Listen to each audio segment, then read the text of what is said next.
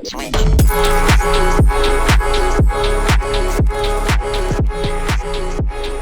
is going on, and welcome back to the Director of Football Journeyman with me, FoggyPlays, on FM21.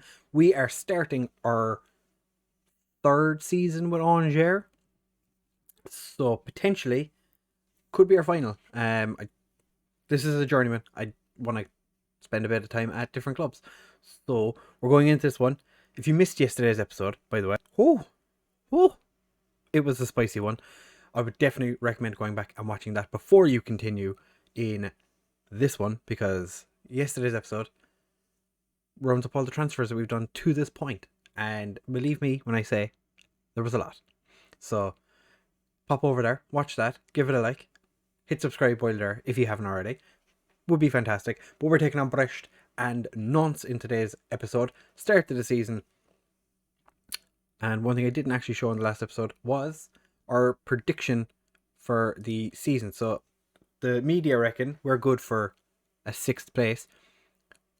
Rennes have a new goalkeeper. Oh my god, he only conceded 17 clean sheets. Christ on a bike, huh? He looks pretty good. PSG have been quite busy in the summer, as you would expect. It is PSG. Gabigol is playing for Marseille this season, on loan from Liverpool. He's really not been given an opportunity at Liverpool. But yeah, we're going into today's game hopeful that we can win. There is... actually, we will drop back to positive, because I don't know how good or bad Brest are going to be. And their striker is a player that our director of football tried to sign.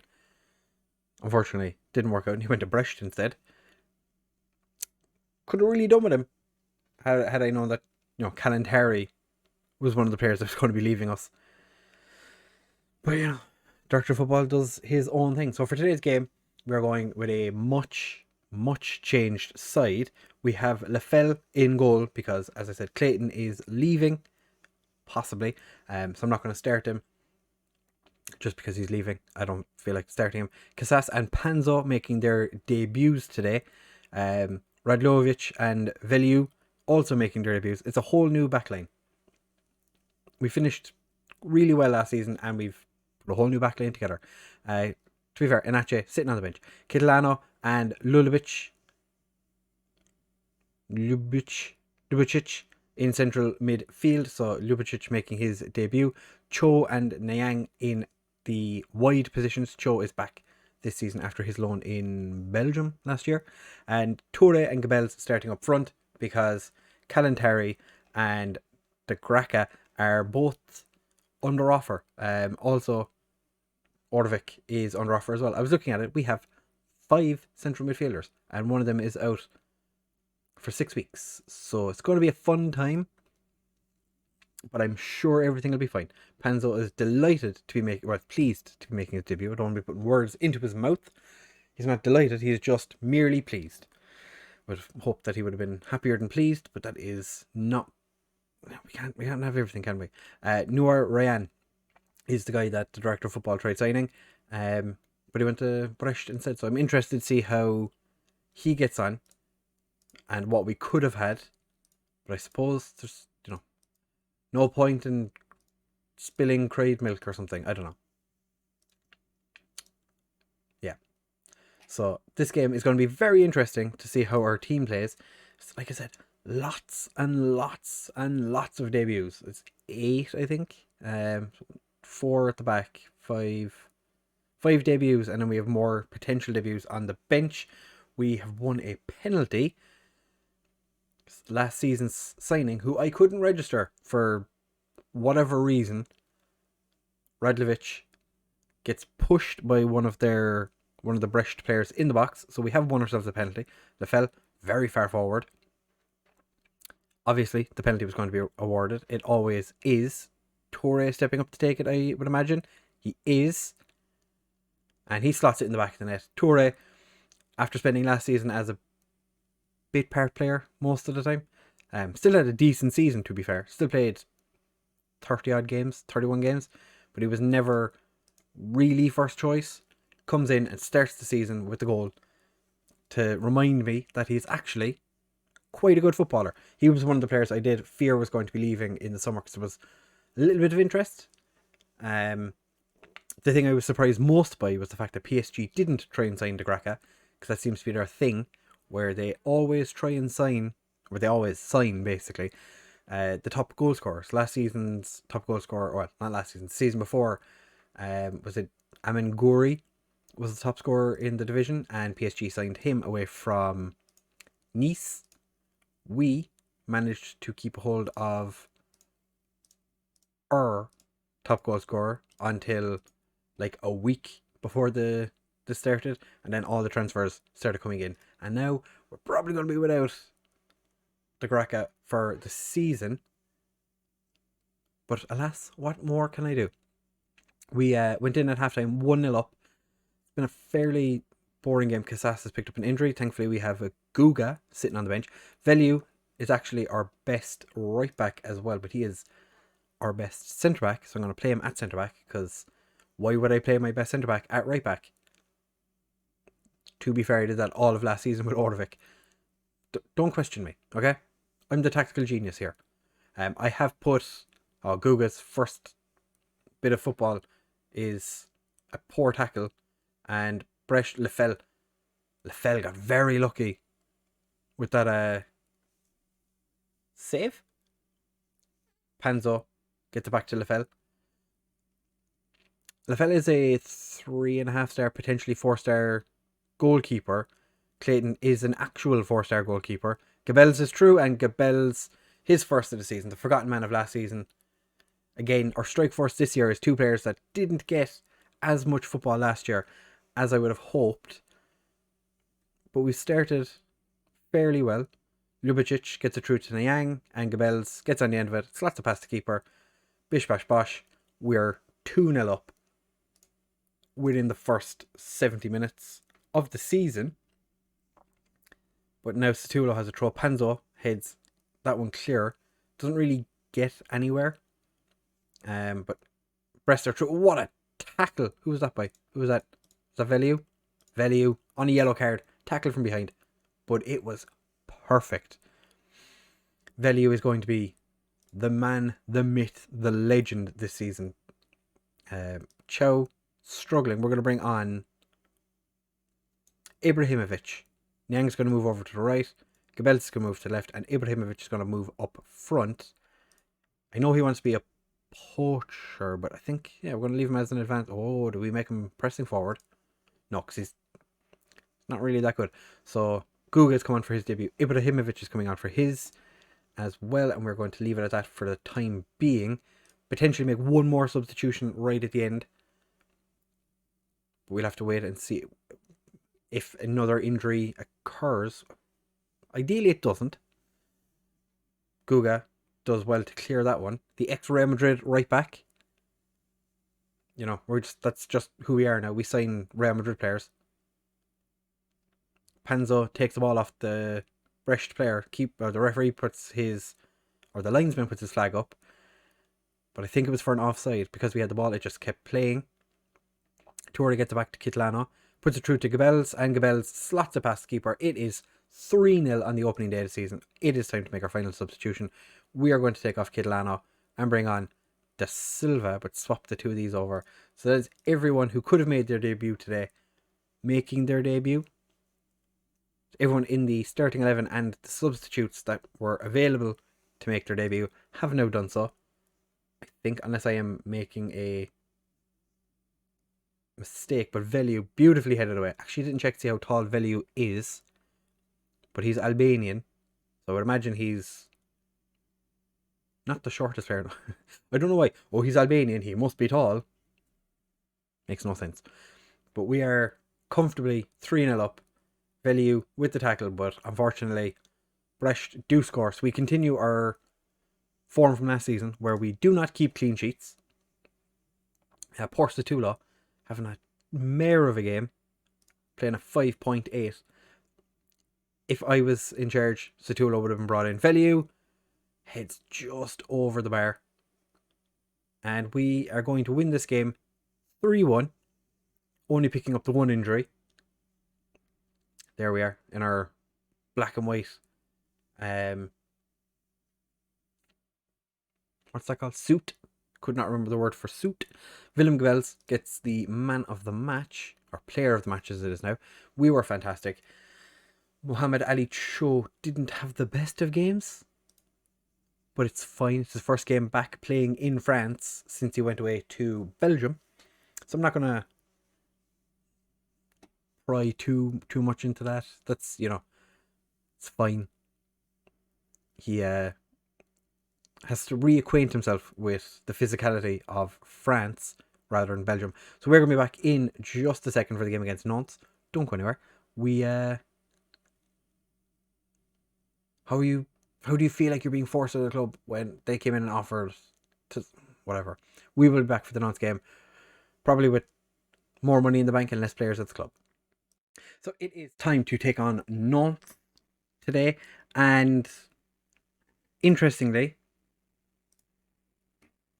we still have Calantari, who rejected Arsenal, but is still wanted by Arsenal, Burnley, Newcastle, Sheffield United, Wolves, Real Sociedad, and Hertha Berlin. Clayton is waiting on a work permit to join West Brom, as is Orvik. Even though he complained that he wasn't allowed to join Leeds, he rejected them, and De Graca also rejected Brescia. I'm assuming because they're not high enough stature. I think they're just after being promoted back into Serie A. But Saint-Étienne want to buy him. So do Lille, Parma, and Udinese. Nantes want him on loan. Why would I loan a guy who scored 30 league goals last season? 29 league goals last season. Why would I loan him to a league rival? Is what I wonder. So Clayton is definitely leaving, which is sad. Well, I suppose unless he fails to get a work permit. Same with Orvik, potentially. Still all up in the air. So we're going into this game slightly changed because Calantari is available. De Graca still upset about everything. Doesn't hate me, which is fine. He's changed his tune ever so slightly. But we're going into this game with Guga starting because Casas picked up a 6-week injury, and Calantari comes in at right wing. So Niang moves over to the left. Cho drops out of the team altogether, and I'm putting Jordi Escobar on the bench along with McAllister, because I feel like McAllister is going to be an absolute monster of a right back, and he deserves the opportunity to show me that he is the right back that I envisaged when he arrived. Checks for Toure, sees he is starting, is happy. Panzo, he's playing because he's our best left back. Always happy to see us playing this way. Certainly has things going well. That I do. We are doing fantastically well. Going to tell the lads go out and impress me. They don't care. I'm going to point my finger at them and be like, hey, make a difference. Pump fists at the strikers. They're delighted. We're kicking off this game. I'm not sure what Arsenal offered Calantari, because he's getting less than 10k with us. Maybe it was a contract that, oh God, we've conceded from a free kick. I can only imagine that it was a contract that wasn't to his liking. Like, it wasn't a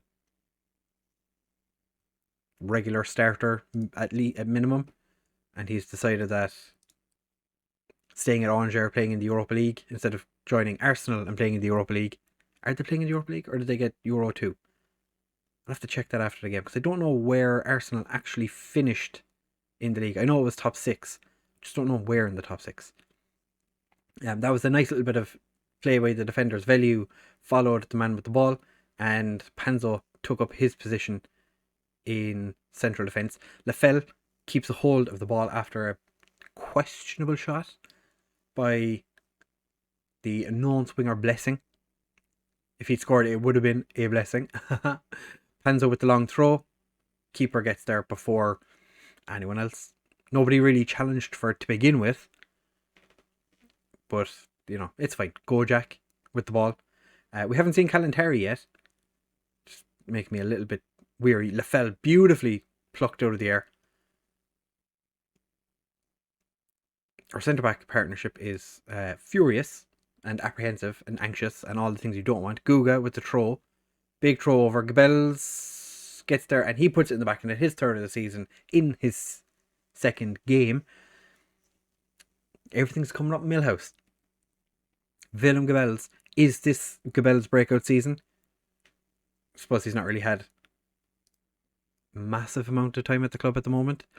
But this could be the game where he rubber stamps his... Oh my god, they are so close. Lefel, please, for the love of Jesus, save this one. Nope. Jason Marti. So we're going to go in half time. Potentially 2-1 down. Don't like this. This is okay, a bit more encouragement. Okay, Guga with a long throw again. And this time the keeper flaps and misses. But they manage to get it clear. And we go in. Yeah, we do go in at halftime 2-1. I'm going to thrash my arms and say I'm not happy. Panzo, you're composed, but I want you to be motivated. Everyone in the team is motivated. We're going to start the second half. Disappointed that we're losing. We're going to go attacking and we are going to show a bit of encouragement. Like, encourage lads, like, come on boys. I believe. Yeah, we're coming up on 70 minutes, but nothing happening. We're going to move Gabels to left wing. Niang over onto the right, and Kalantari is going to move up front as the striker. Do I make a change? Kidlano's not having a great game. We're going to bring on De Silva again, but move Lubelic and De Silva around. Toure on a 6.1. On a 6.1, you say? Alright, we're not going to make any more changes yet, but I have an idea for what we do if things do not change. We're going to demand more because the lads are not playing well. Okay, it's 75 minutes plus and we haven't scored yet. So we're going to move Gabels back up front. Toure is going to come off for Escobar to make his debut. Kalantari is struggling. Guga, you're coming off as well because you're playing the worst of everyone else. To be fair, Radlovic not playing that much better than him. McAllister is coming on to play at right back. And it's not going well. I'm going to berate them because I assume Nantes are going to score here. Because they seem to just score from set pieces. Although it's only been direct free kicks. Yeah, Lefel has everything else on lock. Can absolutely lock down anything else. But a free kick? No. It's just, that's not him. Alright, we're going very attacking. And we have lost the second game of the season. Kalantari started this game. And we lost. Coincidence? I hope not. To be fair, Niang had a terrible game as well. As did Guga, Radlovic, Toure. Yeah. I'm going to thrash my arms. Far from pleased. That goes without saying that I'm not happy with the terrible football that we played today. Escobar does make his debut. We're slowly, well, rather quickly, getting through the players that have been brought in. That's infuriating. The transfer window, if I bring it up, the transfer window, we have 2 weeks and 2 days left. As you can see, 47 players have left. It's been madness. It has been insane. So many players have left. Lots of them on loan though. So, not a huge amount of money spent either, to be fair. But we have 16 players come in. So we've had the busiest of all the teams. And 2 weeks. So we're definitely going to be back. I think that's going to be the kind of like Lille game. So we're going to come back for Nice and Nimes in the next episode. Unless we do a lot of transfer business on the deadline day. And then we come back for Nimes. See if we can beat them. Or do we come back for Nice? Because we haven't played Nice in a while. Either way, if you have enjoyed this episode, please do make sure to leave a like, comment, subscribe. Leaving a like would be fantastic because today we have proven there is a God. And he loves English Iranian players. Because losing Kalantari would have been the worst thing that could have possibly happened to us. Not financially though, but you know what I mean. So leave a like, comment, subscribe, share with all your friends, and I will see you in the next one. Bye.